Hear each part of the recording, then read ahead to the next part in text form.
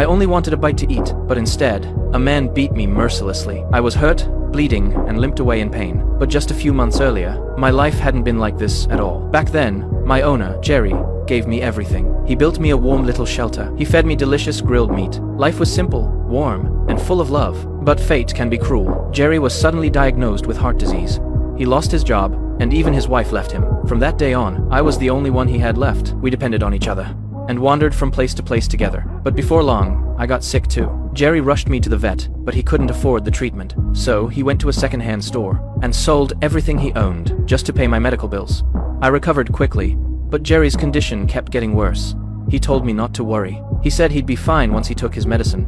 But soon, he ran out of pills. We ended up stopping at a small roadside motel. The owner there was a dog lover too. Jerry already knew. He didn't have much time left. He thought that if I stayed with him, I'd only suffer more, so he tried to leave me with the motel owner. But the moment Jerry got into the car, I suddenly went wild.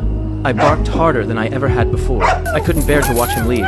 Jerry froze. Then he got out of the car and pulled me tightly into his arms.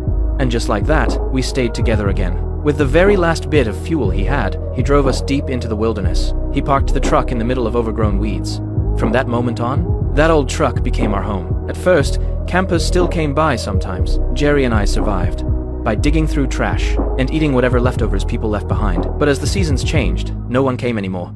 Jerry stared at the empty campsite and took me into the forest to dig for wild greens. In the cold autumn wind, the two of us walked side by side. Then one night, a violent storm came pouring down. Jerry's illness got worse. I looked at him anxiously, while he weakly stroked my head. His eyes were filled with guilt. When winter arrived, Jerry grew weaker and weaker. His vision started to fade. Day after day, he could only find me by listening for my footsteps and breathing. Then one day, inside the truck, he heard scratching at the door. He used every ounce of strength he had left to open it, then whispered to me softly, "I'm not going to last much longer. Thank you for staying with me." As Jerry got worse with each passing day, I kept braving the wind and rain to search for food for him. But not long after that, Jerry died.